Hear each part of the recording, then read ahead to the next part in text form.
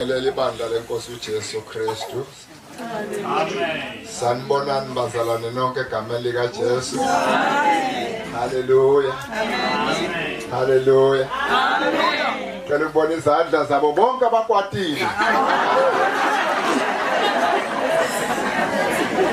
Kwate nonke vele. Hey. Okay. Bana ukufunda. Alright. Siyabonga bazalwane, sanibona negameni lika Jesu. Hayi, sijabula lathi. David uthi ngajabula lapho bathi kimasambe sezinga Jehova. Ngase ngiyajabula mina David. Hallelujah. Ngasikhathi MC ngicela ukuthi uvele nje. Oya, ngizobona ngawe ngizothi nje ngizozama nje kafishane. Amen. Ngekusizwa inkosi bazalwane. Niyaphila bazalwane egameni lika Jesu. Amen. Siyabonga kakhulu, siyambonga uNkulunkulu. Ome phambi kwenu Musa wenkosi wakaLushaba sibongo. Igama lami lokholwa ke ngibabe Lushaba. Hallelujah. Ngiyakholwa egameni lika Jesu ngenzela umusa. Ngibabe Lushaba nginesidudla sami sikhona la phakathi kwenu. Mana ngisibona ngangithi nasi ngingathi ngilingise umuntu omnyezayo ongamthandiyo hayi.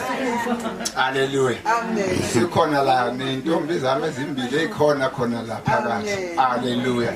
Siyabonga abazalwane ngibabe Lushaba lo ngiyakholwa egameni lenkosi Jesu Kristu lona lodwa abazalwane. So ngiyabonga ngithathe lethuba ngibonge kubantu abadala abangithumile la ukuthi ngimele uNkulunkulu. Ngiyamcela ke uNkulunkulu ukuthi angisize kungakhulumi mina kukhulume yena kulo 30 minutes. Amen. Azikhulumele uNkulunkulu kunginikeza isihloko lapha abazalwane sokhuluma netafula lika Jesu. Hallelujah. Amen. Etafula lika Jesu njengoba sihlangene lapha kusuku lokuthi sihlephule sihlanganyele ehlephuleni sinkwa. Amen. Sizwa la ake ngiqale netafula lika uNkulunkulu. uNkulunkulu ebandleni lakhe uIsrayeli. Khuluma mama, funda ngibani umfundelayo. Kodwa 40 44. Kodwa sonke sigcili lesidlula. Ufanele kubede wekuhamba nobe sisebenzi lesicashiwe. Ngicela uqale 43 mama. Simakade wakhuluma kuMose nakuAaroni wathi lena ke ngimithetho lecondzene neliphasini. uNkulunkulu ukhuluma kuMose naAaroni. Uma kakhuluma kuMose naAaroni ukhuluma ngetafula lakhe uNkulunkulu. Sanibonani. Beka khuluma ngetafula lakhe. Uthi mayekhuluma kuMose noAaroni uthini ke manje? Uthi kufanele kubete kanjani? Wetive. Hallelujah. Lodla. Hallelujah. Amen. Mphindele maka silalele kahle iserious lendaba esixoxa ngayo bazalwane. Manje isikhathi bengafanele ngijahe ngayo. Kodwa ngenxa yesikhathi shaya mama. Simakade wakhuluma kuMose nakuAaroni. Uyakhuluma uNkulunkulu ngetafula lakhe kuMose naAaroni. Lena ke ngimithetho lecondzene. Nayi imithetho leqondene netafula lakhe. Kufanele kubede wetive. Kufanele kubede wetive lodlako. Seyiphelele? Okay. Xoxoma ngitshelile amavesi wami. Kufanele kubede wekuhamba nobe sisebenzi lesicashiwe lesilizwe. Kufanele kubede wekuhamba lodlako noma sisebenzi lesiqashiwe lesilidlako letafula laNkulunkulu.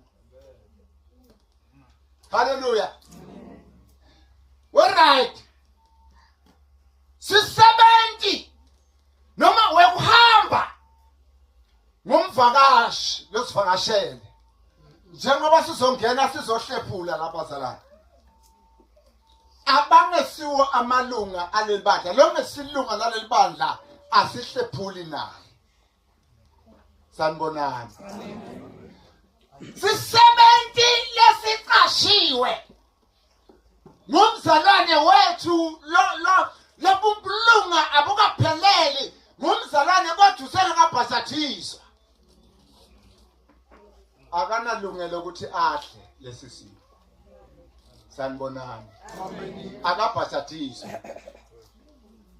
Sisebenzi lesiqashiwe sewuvumile sewungenile ekhaya sewamukela manje kusenenkonzo eshodayo ukuthi adlule emazini agcwalise bulunga sewuright ke manje ukuthi angadla. Nikhona? Nikhona bazalwane? Bena bafanele ukuthi ngabe ngiyagijima befanele ngihamba kancane funda 45 man. Kufanele kube dewe kuhamba nobe sisebentile esiqashiwe lesilidlako. 50. Onke ema-Israyeli Right. akwenda konke lokho labetshelwe kona nguSimakade. Lalelani ke bazalwane. Ama-Israyeli omangakhi? Ibandla likaNkulunkulu lolingakhi? Lenda njani?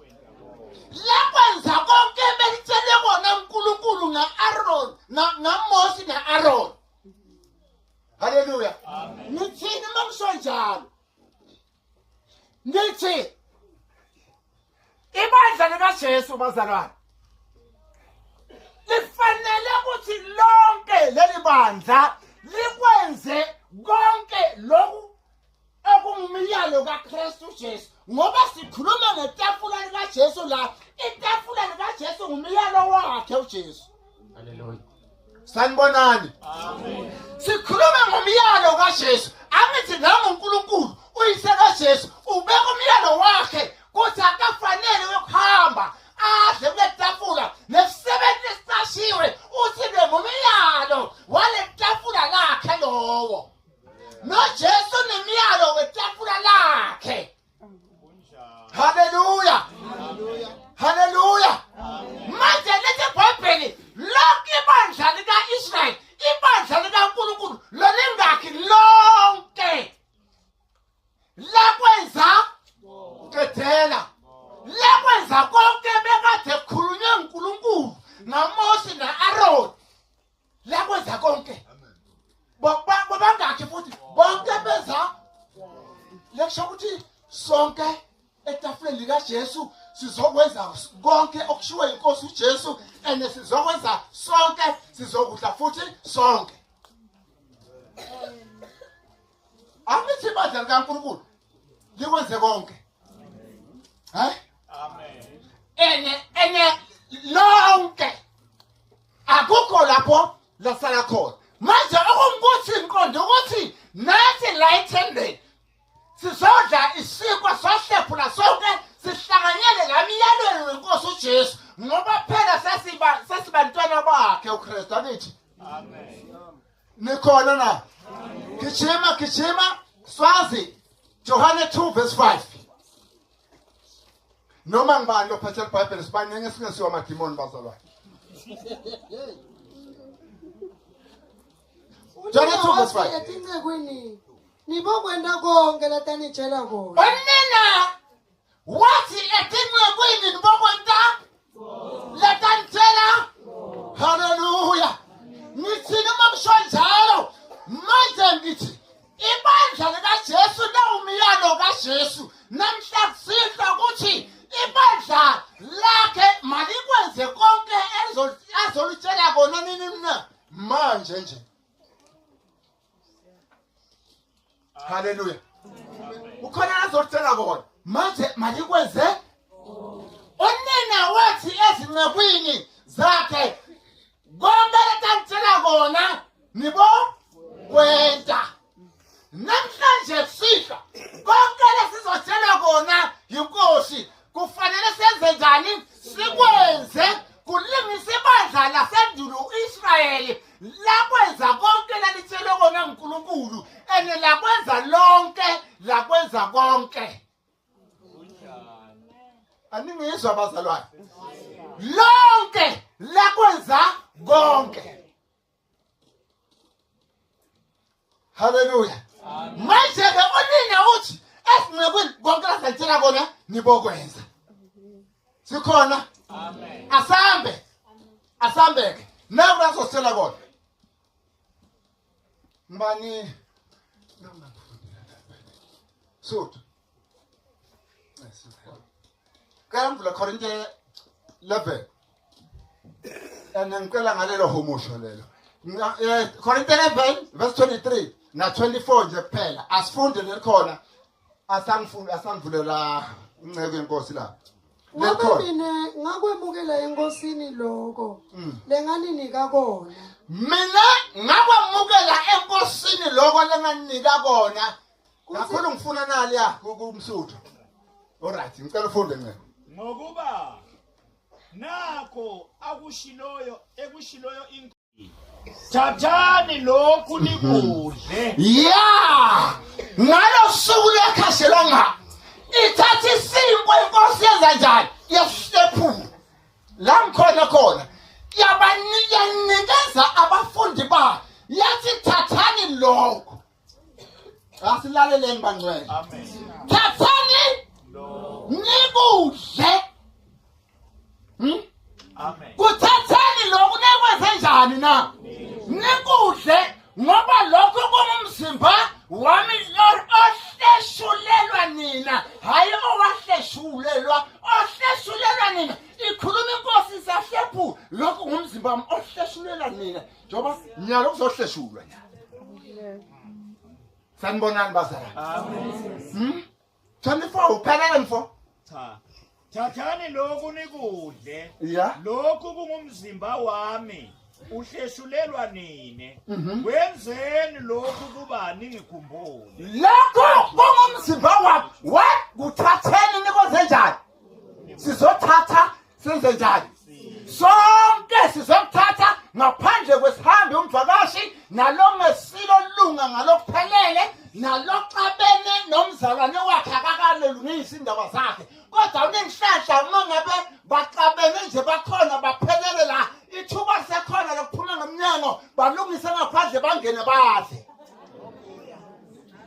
Hallelujah. Sanibonani. Ithuba sekhona uma ngabe uyafuna kumkhumbula uJesu ngoba ukhona egameni lakhe noma akekho ke ukuphi usengamfanele ithuba likhona ngani ngoba ufuna ukuthi nawe ube kahle ulungise indaba yakho noJesu ngoba kuyeza kufa mangafa unganohlobo longalo awunawufika Kunjalo. nikhona uthi thathani lo wasithatha isikwa wabonga wasihlaphula wathi thathani lo. Hallelujah. Thathani lokhu nikudle uthi lokhu kungumzimba wami ohleshulelwa. Hallelujah. Uthi ke kwenzeni lokhu ukuba nimkhumbule. Manje ngokwamiyalo wenkosi netafula la sifanele sihlephule sonke.